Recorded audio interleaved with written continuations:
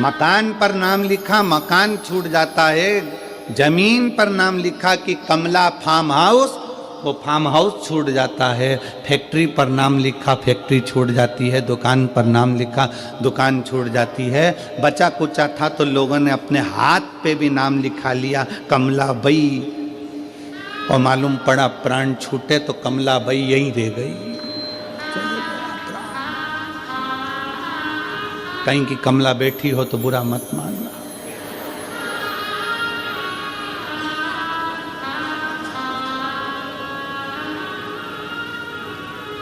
और बुरा मान भी जाओ तो दिनेश साहू से मिल लेना, हम तो आज चले जाएंगे।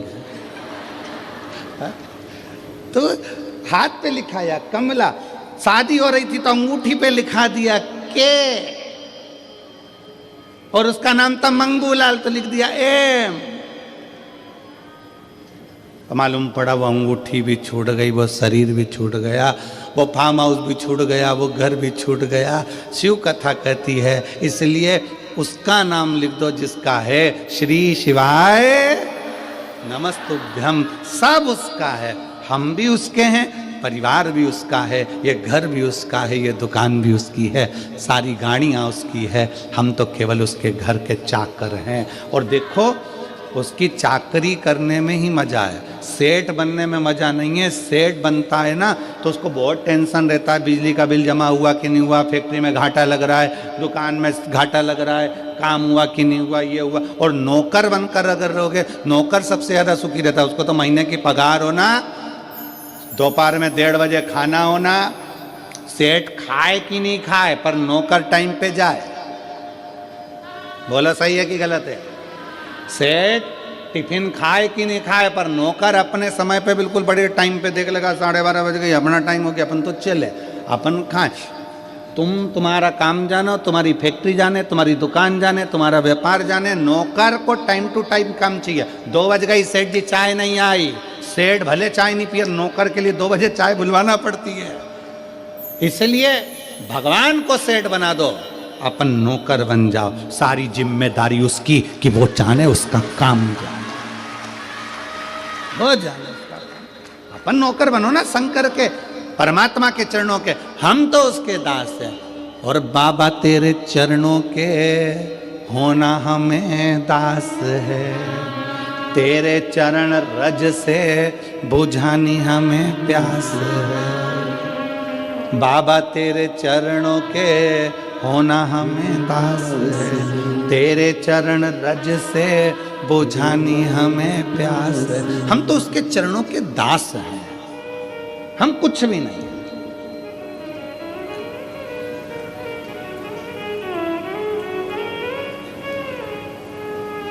हमें कुछ आता भी नहीं। वो कहते हैं ना, जहाँ नाथ रख लोगे वहीं मैं रहूँगा, जहाँ नाथ रख लोगे वहीं मैं रहूँगा। जहाँ शिव रख ले, जहाँ शिव खिला दे, जहाँ मेरा शंकर संभाल ले, शिव संभाल। गौ, गुरु और गोविंद, इन 3 के सामने कभी पांव पसार कर नहीं बैठना। समेटो, और समेटने में जो आनंद है वो पसारे में आनंद नहीं है। समेटने में जो आनंद है वो पसारे में नहीं। 7 दिन का मेला है, शिव महापुराण की कथा का 7 दिन का मेला। आज दुकान वाले भी अपना अपना दुकान समेट लेंगे।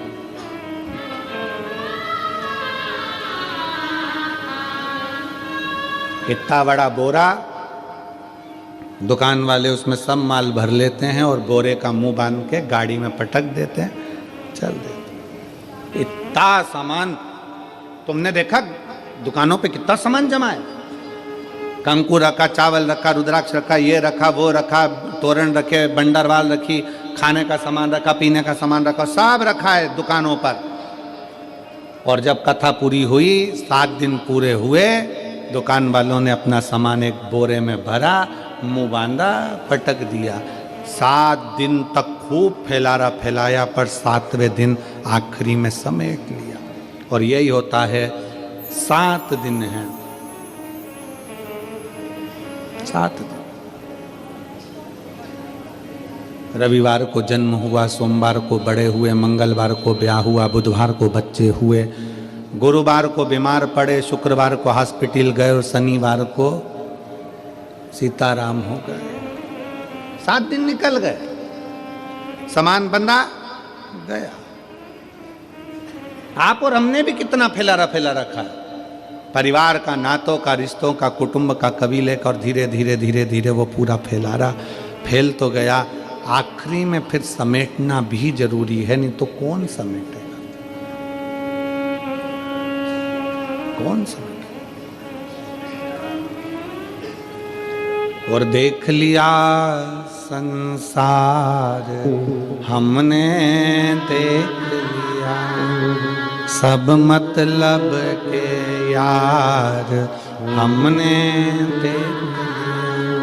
झूठे नाते, झूठे रिश्ते, झूठे नाते, झूठे रिश्ते, अरे झूठा है परिवार हमने देख लिया।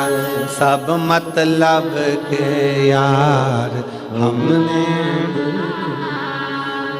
आज के समय में तुम्हारे घर में जो बहुएं रह रही हैं, आज के समय में तुम्हारी बहुएं तुम्हारी सेवा कर रही हैं। आज के समय में तुम्हारी बहू तुमको अगर चाय दे रही है, अच्छे से बोल रही है, आज के समय में बहू तुम्हारे घर में रह रही है, समझ लेना कि तुम दुनिया की सबसे अच्छी सास हो, जो तुम्हारी बहू तुम्हारे साथ रह रही है।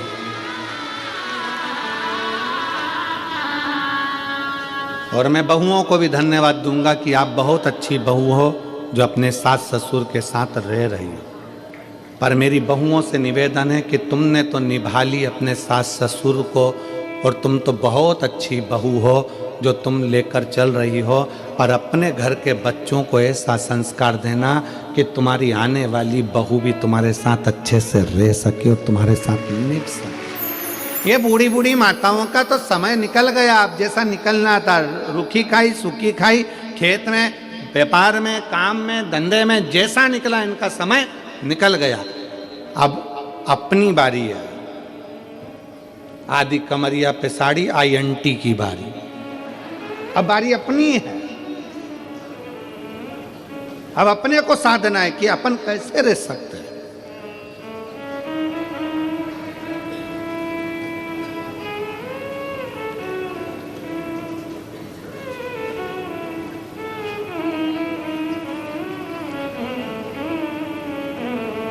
एक पति पत्नी एक दोस्त के यहाँ गए। पति का दोस्त था, पत्नी भी उसके साथ में गई। पति पत्नी का आपस में झगड़ा हो रहा था, तो पति अपने दोस्त को समझा रहा था, देखो परिवार के तो साइकिल के 2 चक्के होते हैं, गाड़ी के 2 पहिए होते हैं, ऐसे पति पत्नी होते हैं। अच्छे से मिलकर चलना चाहिए, प्रेम से रहना चाहिए, झगड़ा नहीं करना चाहिए, लड़ाई नहीं करना चाहिए। पत्नी अपने पति का मुंह देख रही थी, कितना ज्ञान दे रहे हैं, कितने अच्छे से समझा रहे हैं अपने दोस्त को, कितनी विद्वत्ता है इनमें। मेरे घर में हीरा और मैं समझ नहीं पाई, इतना विद्वत्ता में बात करी। अब पत्नी पति के साथ गाड़ी पर बैठकर चली, और पत्नी जैसे गाड़ी पे बैठी, तो अब हमने पहले भी कथा में कहा था, पति इधर से सुनता है, इधर से निकाल देता है। पत्नी इधर से भी सुनती, इधर से भी सुनती, इधर से निकाल देती है।